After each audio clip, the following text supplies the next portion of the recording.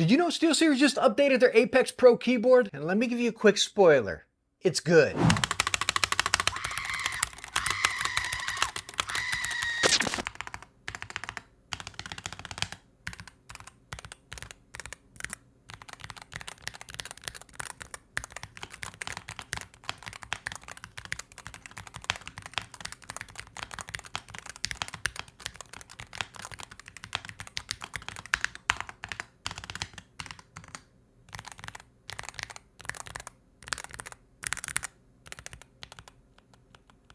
What an improvement in the acoustics of this board. And there's multiple areas where that's coming from. Number one, and most importantly, is they have multiple layers of dampening foam in this to help out with that pinging and radiation within the board. But they're also using some different switches in this board, the OmniPoint 3.0s. Now, yes, SteelSeries is still doing the same where they got the adjustable switches here on your main layout, then your function row, your shortcuts, and your arrows are actually just the red switches. So kind of wish they would do them all. I don't know if you'd need adjustable switches over there. Let me know if you actually use like your function row or arrows where you need adjustable. Just honestly curious. But yes, the switches are pre-lubed now, and I will tell you, they feel a slight pinch heavier than the previous switches. I don't know if that's because of 3.0 or now because they're lubed, because as we know, if you lube your switches, they do get a slight bit heavier. And you do notice it here, but it's really nice because you don't get those accidental presses or anything. Now, these switches are also swappable. You can see you pop them out. You got two prongs right down on the bottom, and you can see the PCB down there.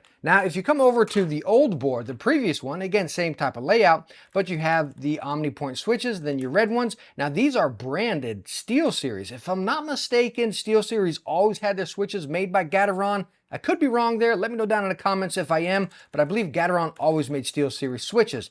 So anyways, coming to the switches on the new board, they are actually branded Gateron, the OmniPoint ones, and then also the red ones. And if you're curious about swapping the red ones out to other OmniPoint ones, these actually do not come out. I mean, I sat here and tugged on them, and you can't get these red ones out. All the OmniPoints you can pop out, but these you can't. Kind of weird. Now, one area I really think we got to give SteelSeries some credit is the space bar, as it's not perfect. And why I think it's not perfect is because there's very minimal, if any, lube down here on the space bar stabilizer. So I think that could use some help. But again, they're very stable in there. You can see that dampening foam right down there. But take a look at the space bar. They actually put some chunky, I mean chunky foam in there to prevent any of that radiation. And it's closed off right there, so it's not coming through. So again, that little bit of light sounding, I think, is the lack of lube on the stabilizers. How about we try to lube up that stabilizer and see if it sounds any better?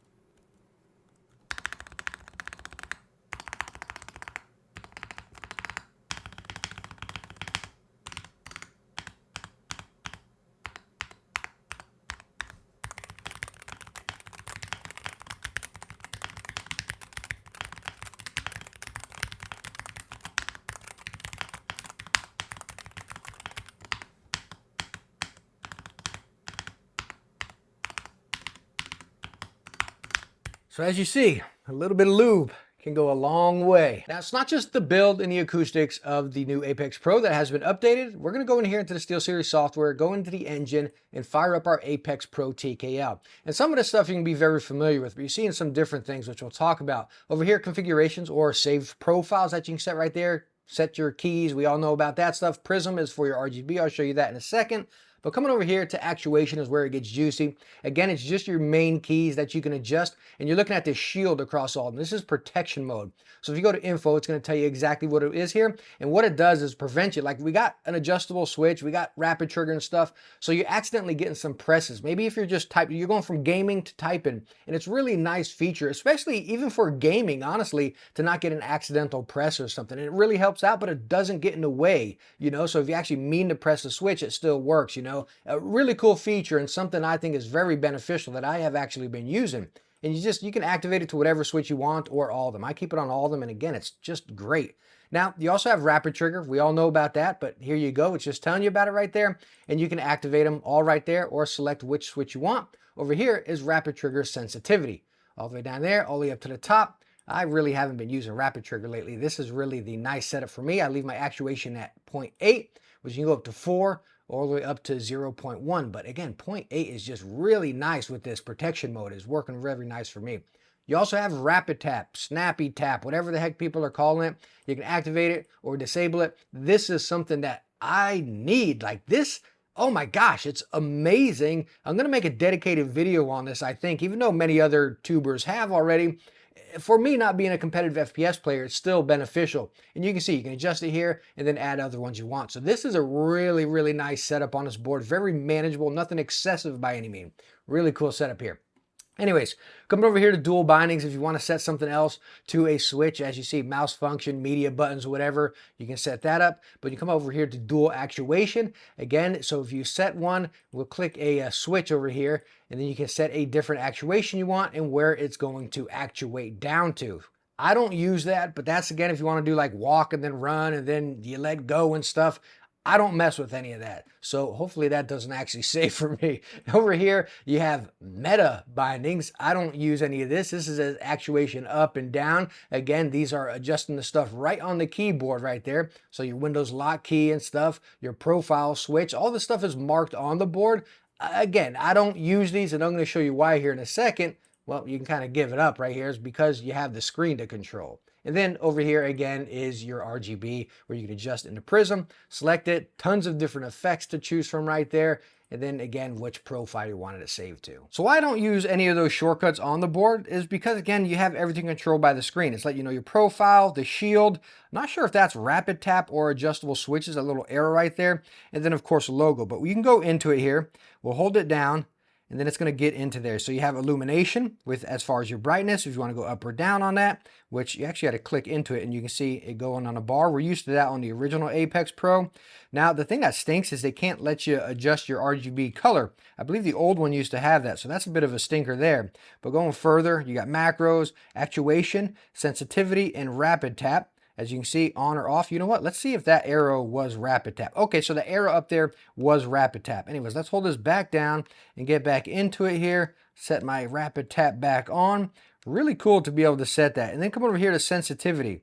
You see, it can go up. And if you're seeing over here on the numbers, it actually adjusts on the numbers as well. But the other thing, so say we go down to 0.1, and you see it goes to 0.2 right there, but then 0.4, and then 6. So it starts jumping up in increments of 2.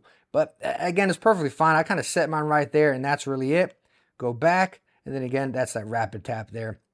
Over here is your configurations, as far as your profiles and stuff that you can save right on the board.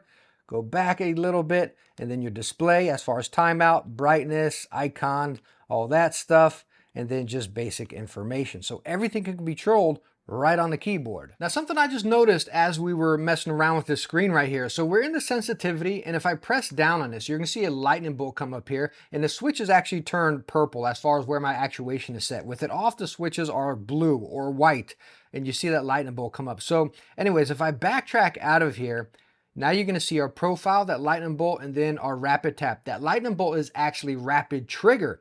So again, holding this down, going into our actuation, and that lightning bolt up there is actually enabling or disabling rapid trigger. And you can see this right in the software as well. So when I press it down, the little lightning bolt comes on, rapid trigger's on and off, right? So really cool to be able to adjust that from the keyboard. But the other thing I've noticed is, say again, I got my shield on, my protection mode, and I'm in the keyboard and I click on rapid trigger, shield mode comes off, the protection mode. And if I press it again to turn it off, well, the protection mode doesn't come back on, and I'm not finding a way to turn protection mode back on via the keyboard. So I mean, as we're seeing here, the new Apex Pro is packing everything that we need into the software and being able to adjust it right on the keyboard and physically seeing it. That is a big deal for me. Again, being able to utilize everything on the board, and that goes right into the profile, being able to utilize what I want, adjust what I want when I'm gaming.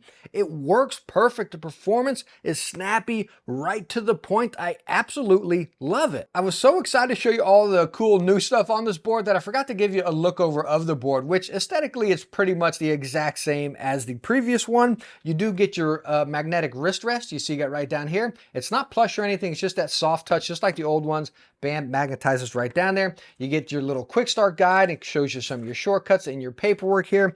And then you get your detachable cable, USB A to C. And talking about that USB connection, as you see right here, I'm using a Corning 20 coiled cable, but there is this little lip on the backside right there, very small one. So you're gonna make sure you have one that can actually go down, tuck in there, and lock into place. Does have a little bit of movement, nothing bad, but me using this one, I actually had to shave it down a little bit, if you can see right there, because it wouldn't sit in there.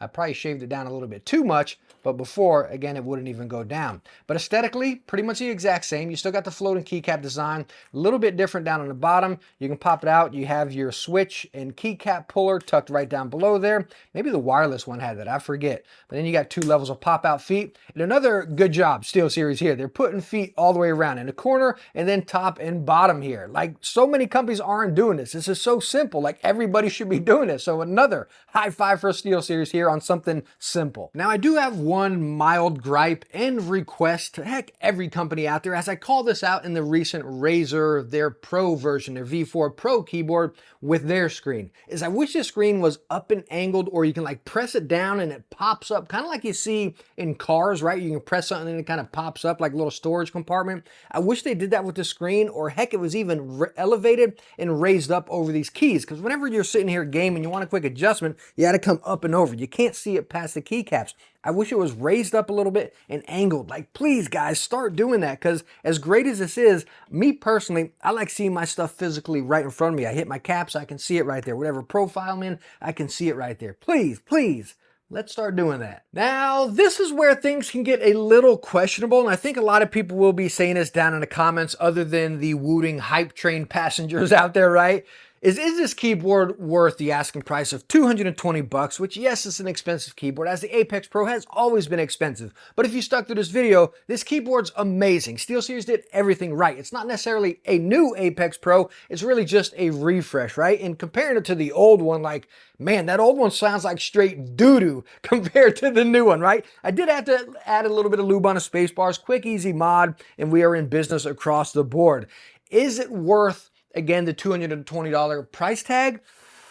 Yeah, I think that's what most of our keyboards packing, everything that's packing here is. Right around that $200, right? You're going to compare it to your Wooting. This does everything, if not more, because again, you can adjust everything right on that screen right there. So again, the Wooting hypers, they're going to be there no matter what, right? But again, where it becomes questionable is when you look at the old one, as much as it sucks compared to the new one. I'm sorry to say that, but it just does as far as feel and sound. But you can get the old one for $150 right now. That's a really good deal for what that keyboard is packing as far as performance and features. Maybe get that, dabble around, mod it, put your own dampening foam in there and lube the switches and stabs and stuff. I don't know. I personally hate doing that stuff, but you're talking a pretty significant price difference from $150 to $220. Let me put it this way. If you have the old one and that's your main keyboard and you absolutely love the Apex Pro and you want to stick with that keyboard, yes, this is a good upgrade. If you're on a budget and you want a great rapid trigger and adjustable switch keyboard, then go with the old one and save yourself some money and stay within your budget. Maybe just dabble around with some customization. The difference as far as software within these is they all have pretty much the exact same. This one just has that protection mode, which I really honestly love, getting mispresses and stuff. I'm not getting them with this now. So I absolutely love that with a fast keyboard having that protection mode. So in my honest opinion here, I love this keyboard. You're going to have to sit there and decide, is it worth that upgrade? Is it worth that price difference? Do you want to put in the work? All I can tell you is this new refresh is awesome. And I'm honestly thinking about keeping it on my desk. I haven't made up my mind yet, because you all know I love my GMMK3 as much as you all hated it. I built this keyboard and created it to what I want. I absolutely love it, but again, this Apex Pro just does everything I need, and being able to adjust everything up there. Gosh, I just love this keyboard.